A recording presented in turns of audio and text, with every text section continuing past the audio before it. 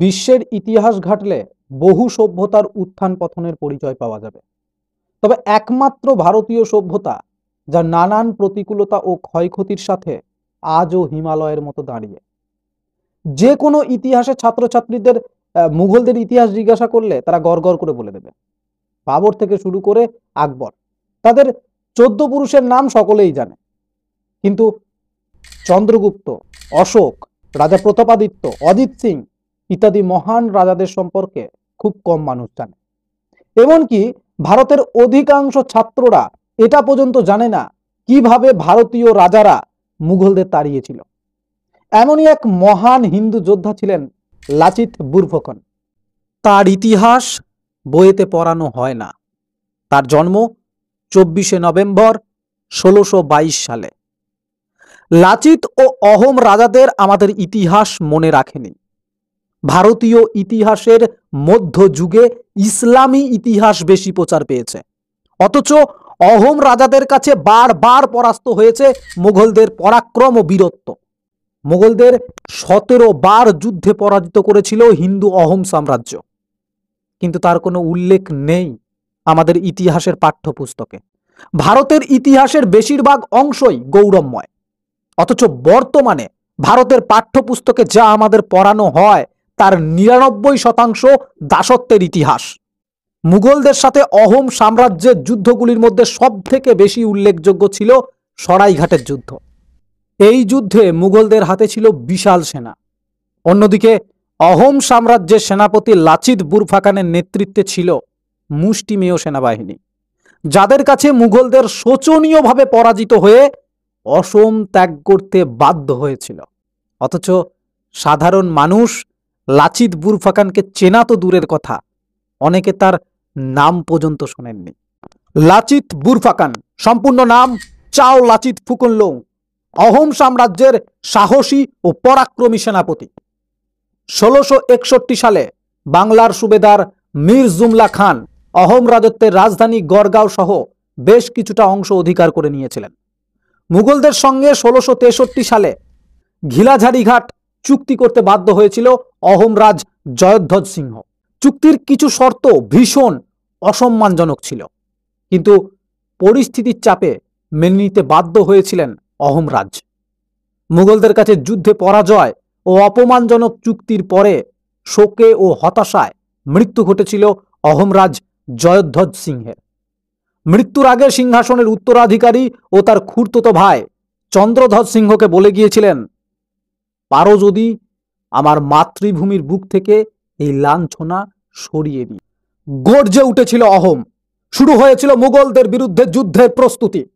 নতুন রাজা চন্দ্রধ্বজ মুঘলদের বিরুদ্ধে যুদ্ধের প্রধান সেনাপতি হিসাবে বরণ করে নিয়েছিলেন চড়াইদিউতে তাই অহোম পরিবারে জন্ম নেওয়া দুর্ধর্ষ যোদ্ধা লাচিত লাউকে। অহোম সাম্রাজ্যের প্রধান সেনাপতিকে বুরফুকন উপাধি দেওয়া হতো, তাই তিনি হলেন লাচিত বুরফুকন। লাচিত প্রথমে ঘোড়া বড়ুয়া উপাধি পেয়েছিলেন, কারণ তিনি প্রথম অবস্থায় ঘোড়া বশ করতে দুর্দান্ত নিপুণ ছিলেন। এছাড়াও তিনি দুলিয়া বারবরুয়া, শিমুলগুরিয়া ফুকুন, দোলকেশ রিয়া ফুকুন উপাধি পান। অবশেষে রাজা চন্দ্রধ্বজের কাছে বুরফুকন উপাধি পান। অহোম ঘাটের রাজা সুসেনফার সরাইঘাটের যুদ্ধে সেনাপতি হিসাবে লাচিত বুরফুকনকে নিযুক্ত করেন। তিনি লাচিতকে উপহার স্বরূপ হেং দাং মানে সোনার তলোয়ার দান করেন। মুঘলদের সঙ্গে যুদ্ধের পরে ছড়িয়ে ছিটিয়ে থাকা পরাজিত ও হতোদ্যম অহোম সেনাকে একত্রিত করেছিলেন নতুন সেনাপতি লাচিত বুরফুকন। গুয়াহাটির নতুন ফৌজদার ফিরোজ খানের অত্যাচার ও দাবি চরমে ওঠায় 1667 সালের গ্রিডসের আগে বুরফুকনের নেতৃত্বে অহোম সেনা মুঘলদের বিরুদ্ধে যুদ্ধ শুরু করেছিল।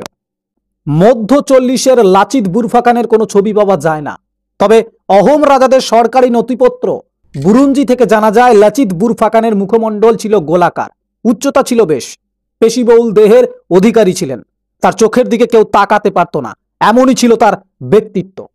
সরাইঘাট যুদ্ধের সময় লাচিত মুঘলদের বাধা দেবার উদ্দেশ্যে অহোম সেনাদের একটি উঁচু দেওয়াল নির্মাণ করার আদেশ দেন।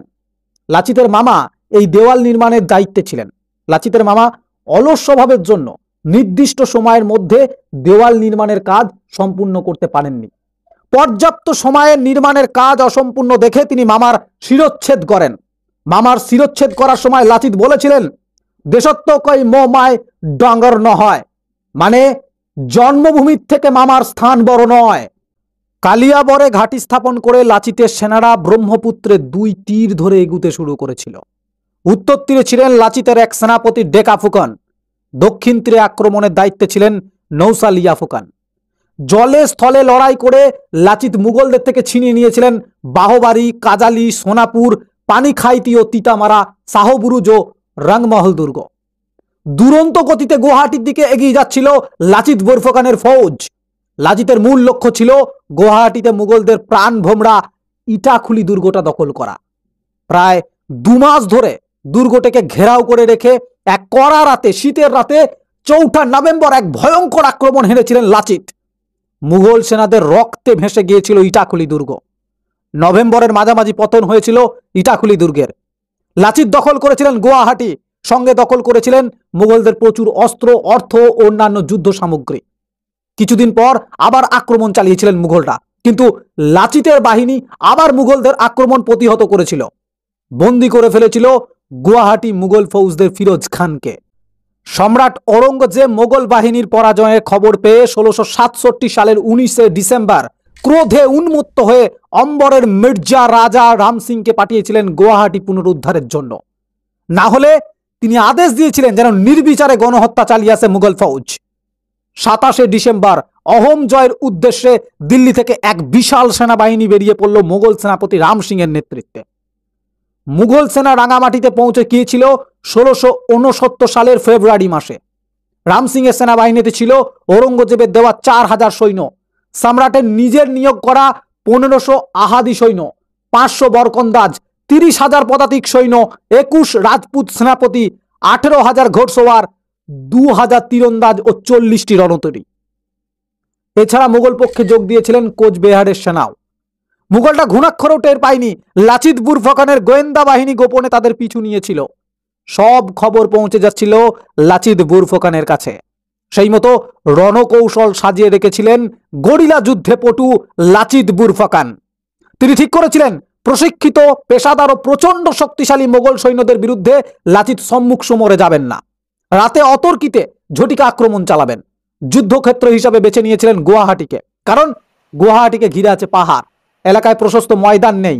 এরকম এলাকায় লড়তে মুঘল সৈন্যরা একদমই অভ্যস্ত নন। ফলে মুঘলদের এগুতে হলে এগুতে হবে গুয়াহাটির পূর্বে থাকা ব্রহ্মপুত্র নদীপথ ধরেই। লাচিত বুরফুকান চাইছেন জলযুদ্ধ, কারণ মোগল বাহিনীর সবচেয়ে দুর্বল জায়গা ছিল তাদের নৌসেনা। অথচ লাচিতের সবচেয়ে বড় শক্তি ছিল তার নৌসেনা এবং নদীর তীরে জঙ্গল ও পাহাড়ের উপর থেকে আচম্বিতে আক্রমণ শানানো গেরিলা বাহিনী। তাই লাচিত লড়াইয়ের সর্বদা ময়দান হিসাবে নির্বাচন করে রেখেছিলেন সরাইঘাটের মধ্যে দিয়ে বয়ে চলা ব্রহ্মপুত্র নদের অতি সংকীর্ণ অংশটিকে। এখানে ব্রহ্মপুত্র মাত্র 1 কিলোমিটার চওড়া। নদীবক্ষে মোগল আক্রমণকে প্রতিহত করার সেরা জায়গা। কামাখ্যা আর শুক্রেশ্বর পাহাড়ের মাঝে থাকা দুহদু বালুচর আন্ধার রৌবালিকে তার ঘাঁটি বানিয়েছিলেন লাচিত। মোগলরা যখন বুঝে গেল পাহাড়ি পথে গুয়াহাটি আক্রমণ করা সুবিধাজনক নয়, তখন তারা ব্রহ্মপুত্র নদীপথে আঘাত হানার চেষ্টা করেছিল। লাচিতের পাতা ফাঁদে পা দিয়েছিল মোগলরা। 1669 সালের মার্চ এপ্রিলে মোগলরা গুয়াহাটির কাছে এসে পৌঁছালো। বন্দি ফৌজদার ফিরোজ খানকে দিয়ে মুঘল সেনাধ্যক্ষ রাম সিং এর সঙ্গে কথা বলানোর চেষ্টা শুরু করেছিলেন লাচিত বুরফুকান। আসলে এটা ছিল তার সময় নষ্ট করার চেষ্টা। লাচিত যুদ্ধের জন্য সম্পূর্ণ প্রস্তুত হয়ে রাম সিংকে চিঠি পাঠিয়েছিলেন। চিঠিতে লেখা ছিল গুয়াহাটি আর কামরূপ মুঘলদের নয়। ফলে শুরু হয়ে গেছিল মুঘল অহোম যুদ্ধ। মুঘল সৈন্য 4 ভাগে বিভক্ত হয়ে গিয়েছিল। ব্রহ্মপুত্রের উত্তর তীর ধরে আক্রমণের দায়িত্ব ছিলেন রাম সিং নিজে। লাচিতের সেনাও 2 ভাগে বিভক্ত হয়ে গিয়েছিলেন। উত্তর তীরে ছিলেন আতন বুরগোহাই ও দক্ষিণ তীরে ছিলেন স্বয়ং লাচিত বুরফুকান। লাচিতের সেনাবাহিনীর সঙ্গে যোগ দিয়েছিল গারো, জয়ন্তিয়া, নাগ সেনারা। তুমুল লড়াই শুরু হয়েছিল। দুর্গগুলো ঘন ঘন হাত বদল হচ্ছিল। কিন্তু কিছুদিনের মধ্যেই আসামে এসে গিয়েছিল ঘোরতর বর্ষা। পাহাড়ি বর্ষায় কাবু মুঘল সেনার উপর রাতের আধারে আক্রমণ করে তুমুল ক্ষয়ক্ষতি করে রাতের আধারেই এলাকা ছেড়ে চলে যাচ্ছিল লাচিতের গেরিলা বাহিনী।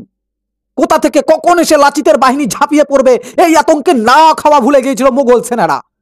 বিপর্যস্ত রাম সিং একটা চিঠি পাঠিয়েছিলেন লাচিতের কাছে, লিখেছিলেন এরকম আক্রমণ কাপুরুষোচিত, এতে যুদ্ধের গরিমা নষ্ট হচ্ছে। উত্তর দিয়েছিলেন লাচিত। স্তম্ভিত হয়ে গেছিলেন রাজা রাম সিং।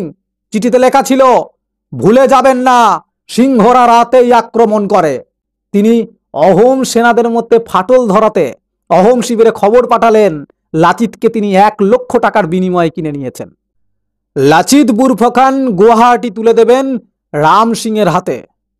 রাজা চক্রধ্বজ বিশ্বাস করলেও প্রধানমন্ত্রী আতন বরগোহাঁই রাজাকে বুঝিয়েছিলেন এটা মুঘলদের রণকৌশল।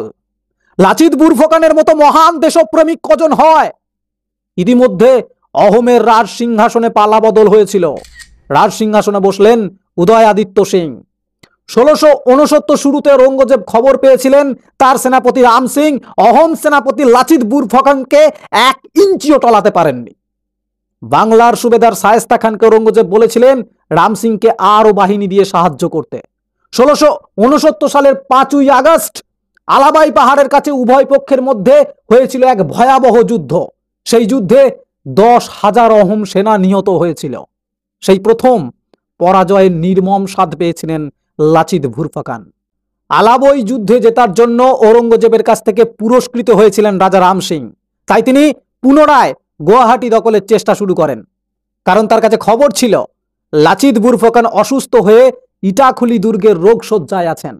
1671 সালের মার্চের শুরুতে প্রবল উৎসাহে আক্রমণ শুরু করেছিলেন মুঘল সেনাপতি রাম সিং। ব্রহ্মপুত্রের উত্তর তীর দিয়ে এগিয়ে চলেছিল মুঘলরা। সুয়ালকুচিতে পদাতিক মোগল বাহিনীর সঙ্গে এসে যোগ দিল জাহাজ, তীরন্দাজ ও গোলন্দাজ বাহিনী। অলাবয়ের যুদ্ধে মোগলদের কাছে শোচনীয়ভাবে হেরে অহোম সেনাদের মনোবল একেবারে শেষ হয়ে গিয়েছিল। তার উপর প্রধান সেনাপতি লাচিত বুরফখান ও তার নৌ সেনাপতিরা অনেকে গুরুতর অসুস্থ। যুদ্ধের দায়িত্ব এখন মিরি সান্দিকর কাঁধে। দুর্বল অহোম সেনাদের জল ও স্থলযুদ্ধে হারাতে হারাতে আন্ধার রৌবালির দিকে ক্রমশ এগিয়ে আসছিল মুঘল সেনারা। ইটাখলির দুর্গের বিছানায় শুয়ে সব লক্ষ্য করছিলেন লাচিত বুরফখান। মুঘল সেনা যখন আন্ধার রৌবালির কাছে এসে গেল, আর শুয়ে থাকতে পারলেন না লাচিত। স্থল ও জলে থাকা সমস্ত অহোম সেনাকে মুঘলদের উপর মারণ আঘাত হানতে বললেন। কিন্তু পরাজয় মেনে নিয়ে অহোম সেনারা তখন পালাতে ব্যস্ত। লাচিত বুরফখান তখন নিজের জন্য 7টি নৌকা সাজাতে বললেন। নৌকায় উঠে বলেছিলেন, রাজা আমাকে মুঘলদের বিরুদ্ধে লড়াই করতে বলেছিলেন, আর আমি পালিয়ে যাব স্ত্রীপুত্র কন্যাদের কাছে। তোমরা যারা পালিয়ে যাচ্ছ যাও, ফিরে গিয়ে রাজাকে বলো তার সেনাপতি যুদ্ধক্ষেত্র ছেড়ে পালায়নি। নিজের সমস্ত শক্তি একত্রিত করে মহাদেবকে স্মরণ করে মহাবিক্রমে জীবনের শেষ যুদ্ধে ঝাঁপিয়ে পড়েছিলেন বীরশ্রেষ্ঠ লাচিত বুরফখান। লাচিত বুরফখানের ভাষণ শোনার পর অহোম সাম্রাজ্যের ছোট সেনা যেন জ্বালামুখীতে পরিণত হয়। মুখে হর হর মহাদেব স্লোগান দিয়ে মাতৃভূমি রক্ষা করতে নেমে পড়ে অসংখ্য হিন্দু সেনা। লাচিত বুরফখান সেনাদের মধ্যে এমন জোশ ঢুকিয়ে দেন যে মুঘল সেনাদের সামনে তারা ঝুঁকতে অস্বীকার করে। একজন সেনা 100 জন মুঘল সেনাদের টক্কর দিতে শুরু করে। বীর হিন্দুদের তাণ্ডবের কারণে গাজর মূলোর মতো কাটা পড়ে মুঘল সেনারা। অহোম হিন্দু সাম্রাজ্যের মাত্র 4000 সেনা মুঘলদের বিশাল সেনার উপর ধ্বংসলীলা চালায়। চারদিক থেকে শুধু শোনা যায় হর হর মহাদেব, জয় ভবানী স্লোগান। অলৌকিক ক্ষমতা সম্পন্ন অহোম সেনাপতি লাচিত আবার যুদ্ধে ফিরে এসেছেন শুনে ভয় পেয়ে যায় মুঘল সেনারা। কামাখ্যা পাহাড়ের কাছে থাকা অমরাজুলিতে হয়েছিল এই ভয়াবহ যুদ্ধ। ব্রহ্মপুত্রের বুকে আড়াআড়িভাবে নৌকা সাজিয়ে ব্যূহ রচনা করেন। অসুস্থ শরীর নিয়ে সুবিশাল মুঘল বাহিনীর বিরুদ্ধে যুদ্ধে ঝাঁপিয়ে পড়েছিল লাচিত। অল্প সংখ্যক ও বিশ্বস্ত কিছু অহোম গেরিলা নিয়ে ছোট ছোট দ্রুতগামী নৌকা নিয়ে আক্রমণ করলেন মুঘলদের সুবিশাল রণতরীগুলিতে। রাতের অন্ধকারে মুঘল শিবিরে চিতাবাঘের মতো হানা দিতে থাকলেন লাচিত বুরফখান। তার গেরিলা বাহিনীর বিষাক্ত তীর ও গাদা বন্দুকের গুলিতে একে একে ঘায়েল হতে লাগলো মুঘল সেনারা। মুঘল সেনাধ্যক্ষ মুনওয়ার খান হুঁকা সেবনরত অবস্থায় নিহত হলেন পিছন থেকে আসা গুলিতে। মুঘল 3 সেরা আমিরও নিহত হলেন লাচিতের চকিত আক্রমণে। লাচিত বুরফখানের তরবারির সামনে কচু কাটা হতে লাগলো আতঙ্কিত ও নেতা হারিয়ে মনোবল হারানো মুঘল সেনারা। গুয়াহাটি, কামাখ্যা, ইটাখুলি অশ্বক্রান্তার মাঝে থাকা ব্রহ্মপুত্র জলে জমেছিল মুঘল রণতরীর ভাঙা কাঠ আর 4000 মুঘল সেনার মৃতদেহ। মুঘল রক্তের স্বাদ পাওয়া লাচিতের তরবারির হাত থেকে প্রাণ বাঁচাতে শুরু করেছিল মুঘল সেনারা।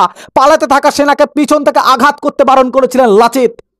অহোম বীর লাচিত বুরফাখানের বিক্রমে ভারতের বুকে সবচেয়ে লজ্জাজনক হার মেনে নিয়ে যুদ্ধক্ষেত্র থেকে পালিয়েছিল মুঘল সেনারা।